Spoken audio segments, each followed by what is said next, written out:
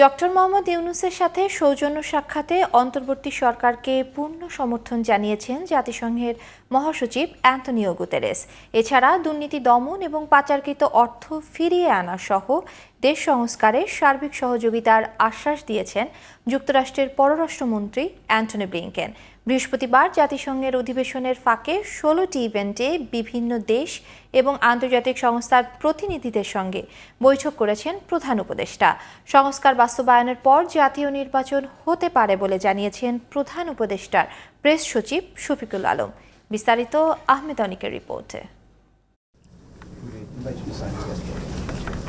জাতিসংঘের সাধারণ পরিষদের ৭৯তম অধিবেশনে বৃহস্পতিবার সংস্থাটির মহাসচিব অ্যান্তোনিও গুতেরেসের সঙ্গে সৌজন্য সাক্ষাৎ করেন অন্তর্বর্তী সরকারের প্রধান উপদেষ্টা ডক্টর মোহাম্মদ ইউনূস। সরকারের প্রতি সমর্থন জানিয়ে জাতিসংঘের মহাসচিব দেশ সংস্কারে প্রয়োজনীয় সহায়তার আশ্বাস দেন বলে জানান প্রধান উপদেষ্টার প্রেস সচিব।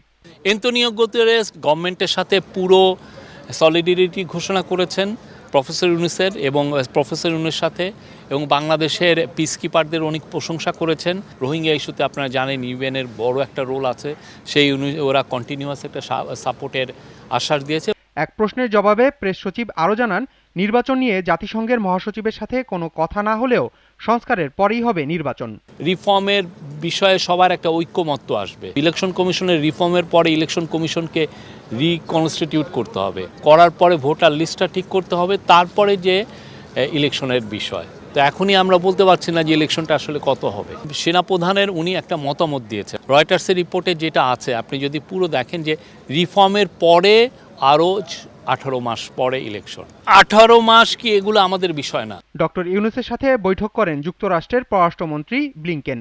দুর্নীতি প্রতিরোধ এবং অর্থ পুনরুদ্ধার সহ বিভিন্ন বিষয়ে আলোচনা হয় দুইজনের। ব্লিংকেনের সাথে এটা একটা বড় ইস্যু ছিল, এটা যেই টাকাগুলো বাইরে চলে গেছে কিভাবে আবার দেশে ফিরে আনানো যায় এবং দেশের পুনর্গঠনে এই টাকাটা কিভাবে নিয়োজিত করা যায়। Economic cooperation, trade, Rohingya issue এসছে, তারপরে কাউন্টার টেরোরিজম এসছে, লেবার ইস্যু এসছে। ইউরোপীয় কমিশনের প্রেসিডেন্ট উর্সুলা ভন ডার লিয়েনের সঙ্গেও সৌজন্য সাক্ষাৎ করেন ডক্টর ইউনূস। এছাড়া আন্তর্জাতিক অপরাধ আদালতের প্রসিকিউটর করিম এ খানের সঙ্গেও আলোচনা হয় প্রধান উপদেষ্টার। জাতিসংঘের সাইডলাইনে বেশ কিছু ইভেন্টে অংশ নেন ডক্টর মোহাম্মদ ইউনূস। তার সঙ্গে দেখা করেন নেদারল্যান্ডসের প্রধানমন্ত্রী এবং মার্কিন সিনেটর ডিক ডারবিন সহ আরও অনেকে। আহমদ অনিক, জিটিভি নিউজ।